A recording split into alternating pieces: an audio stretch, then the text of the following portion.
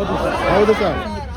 ನೀವು ಇಲ್ಲಿ ಎಷ್ಟು ನಿಮ್ಮ ಬೋರ್ಡ್ಸ್ಗಳನ್ನ ನಾನು ಓದ್ತಿದ್ದೆ, ಮತ್ತೆ ಇವರು ಮಾತಾಡುವಾಗ ಏನೇನೋ ಪಾಯಿಂಟ್ಸ್ ರೇಸ್ ಮಾಡಿದ್ರು ಅದರ ಬಗ್ಗೆ ನಾನು ಮೊದಲೇ ಹೇಳಿದಂಗೆ ಆಬ್ಜೆಕ್ಷನ್ಸ್ ಅಂದ್ರೆ ಇಷ್ಟು ಆಬ್ಜೆಕ್ಷನ್ ಬಂದ್ರೆ ಕನ್ಸಿಡರ್ ಮಾಡ್ತೀವಿ ಅಂತ ಅನ್ನೋದಲ್ಲ, ಒಂದು ಆಬ್ಜೆಕ್ಷನ್ ಕೂಡ ಸರಿಯಾದ ರೀಸನ್ ಜೊತೆಗೆ ಕೊಟ್ರೆ ಅದನ್ನು ಕೂಡ ನಾವು ಕನ್ಸಿಡರ್ ಮಾಡ್ತೀವಿ.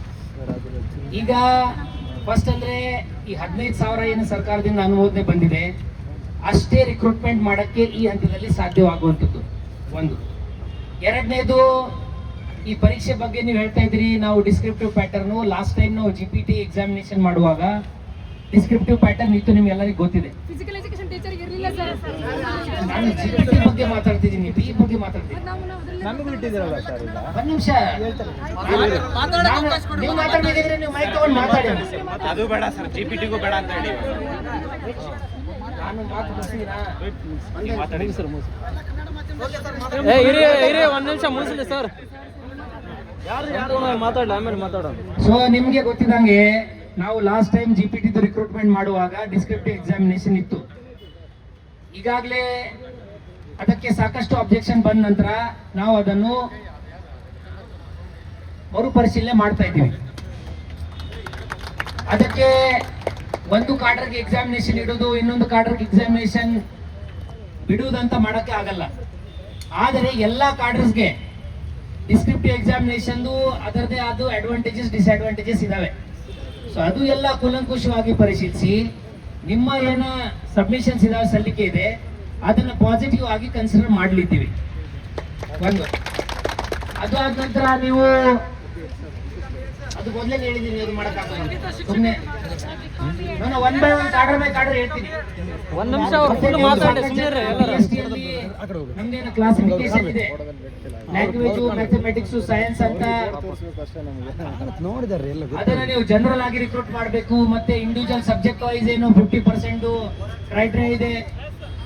ನೀವು ಯಾರು ಮಾತಾಡ್ತೀರಿ ಮಾತಾಡ್ಬಿಡಪ್ಪ.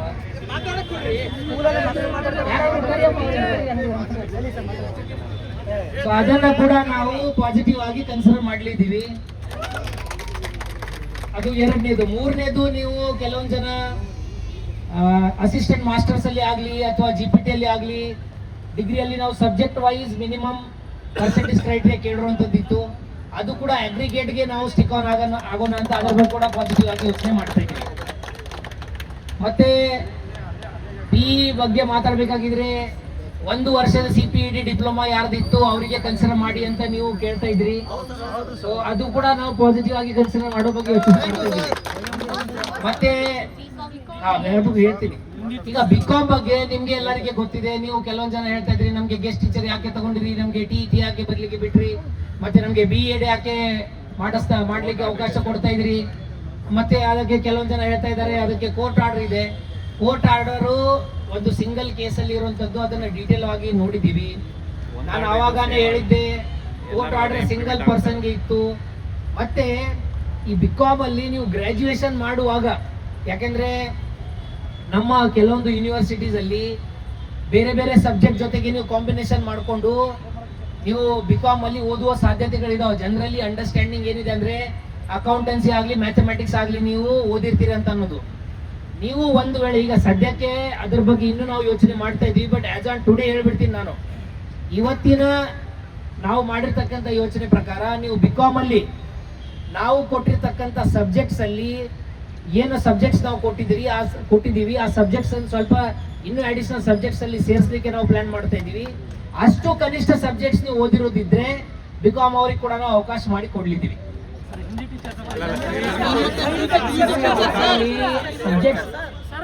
ಕೋರ್ಟ್ ಆರ್ಡರ್ ಇರುವಂತದ್ದು ಎಕ್ಸಾಮಿನೇಷನ್ಗೆ ಹೇಳ್ತೀನಿ, ಒನ್ ಬೈ ಒನ್ ಹೇಳ್ತೀನಿ. ಅದು BCom ಬಗ್ಗೆ ನಾನು ಆಗ್ಲೇ ಹೇಳಿದಂಗೆ ಸದ್ಯಕ್ಕೆ ಈ ಹಂತಕ್ಕೆ ನಾವು ಬಂದಿದ್ದೀವಿ. ಮುಂದಿನ ಜನರಲ್ ಆಗಿ ಅಲೌ ಮಾಡ್ಬೇಕಾ ಬಿಡ್ಬೇಕಾ ಅಂತ ಅನ್ನೋದ್ರ ಬಗ್ಗೆ, ಯಾಕೆಂದ್ರೆ ಸಾಕಷ್ಟು ಜನ ನೀವು ಹೇಳಿದಿರಿ ಅದು ನಮ್ಗೆ BEd ಯಾಕೆ ಮಾಡಕ್ಕೆ ಬಿಡ್ತಾ ಇದ್ರು ಅಂತ ಅನ್ನೋದು. ನಮ್ಗೆ ಆಲ್ರೆಡಿ ಈವನ್ DET ಇರ್ಲಿ, ಈ ಎಲಿಜಿಬಿಲಿಟಿ ಇರುವಂತದ್ದು examination don't guarantee you eligibility for selection.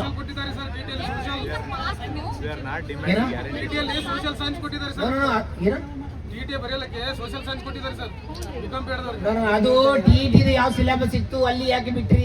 So ಅದರ ಬಗ್ಗೆ ಅದು ಬೇರೆ ಮಾತಿದೆ. ನಾನು ಬಿಕಾಮ್ ಬಗ್ಗೆ ಏನು ಯಾವ ಹಂತಕ್ಕೆ ನಾವು ಯೋಚನೆ ಮಾಡ್ತಾ ಅದರ ಬಗ್ಗೆ ಹೇಳ್ತಾ ಇದ್ದೀನಿ. ಮುಂದಿನ ಇನ್ನೂ ಅಬ್ಜೆಕ್ಷನ್ಸ್ಗೆ 29ನೇ ತಾರೀಕಿದೆ, ಡೇಟ್ ಇದೆ, ಅದು ಬರ್ತಾ ಇದ್ದಾವೆ. ನೀವು ಮೈಕ್ ತಗೊಳ್ಳಿಪ್ಪ.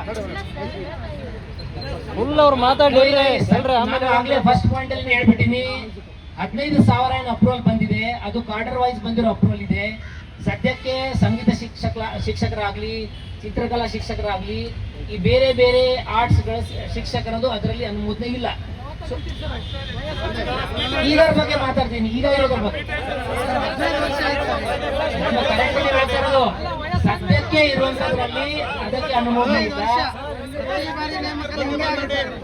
15 ವರ್ಷದಿಂದ ಹಾಗೇ ಇಲ್ಲ, ಪ್ರತಿ ಬಾರಿನೂ ಇದೆ. ನೋಡೋಣ ನೆಕ್ಸ್ಟ್ ರಿಕ್ರೂಟ್ಮೆಂಟ್ ಅಲ್ಲಿ ನಾವೆಲ್ಲ ಪಾಸಿಟಿವ್ ಕನ್ಸಿಡರ್ ಮಾಡ್ತೀವಿ.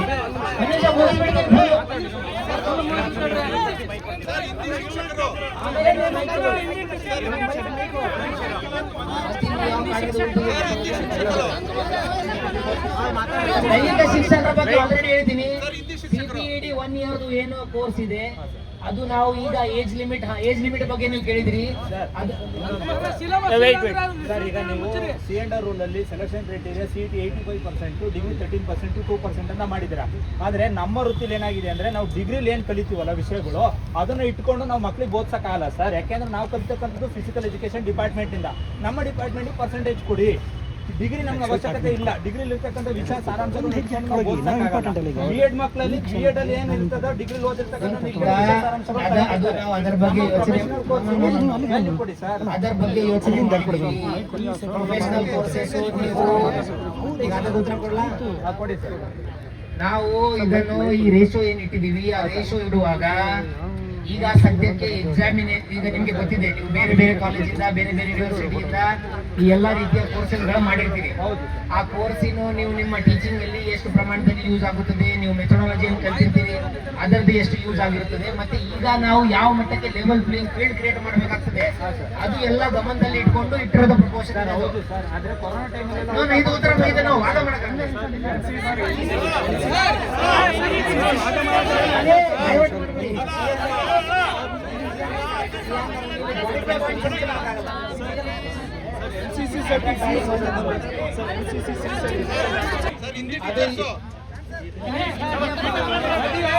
ಅದರ ಬಗ್ಗೆ ಆಗ್ಲಿ, ಈ ರಿಕ್ರೂಟ್ಮೆಂಟ್ ಅಲ್ಲಿ ಅದಕ್ಕೆ ಸದ್ಯಕ್ಕೆ ಅನುಮೋದನೆ ಇಲ್ಲ.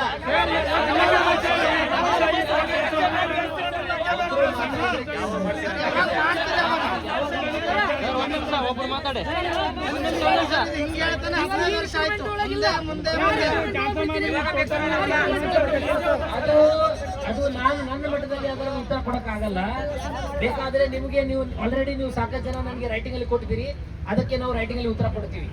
ಅದು ಮೇಲಾಧಿಕಾರಿಗಳೊಂದಿಗೆ ಚರ್ಚೆ ಮಾಡಿ ಹೇಳ್ಬೇಕಾಗ್ತದೆ.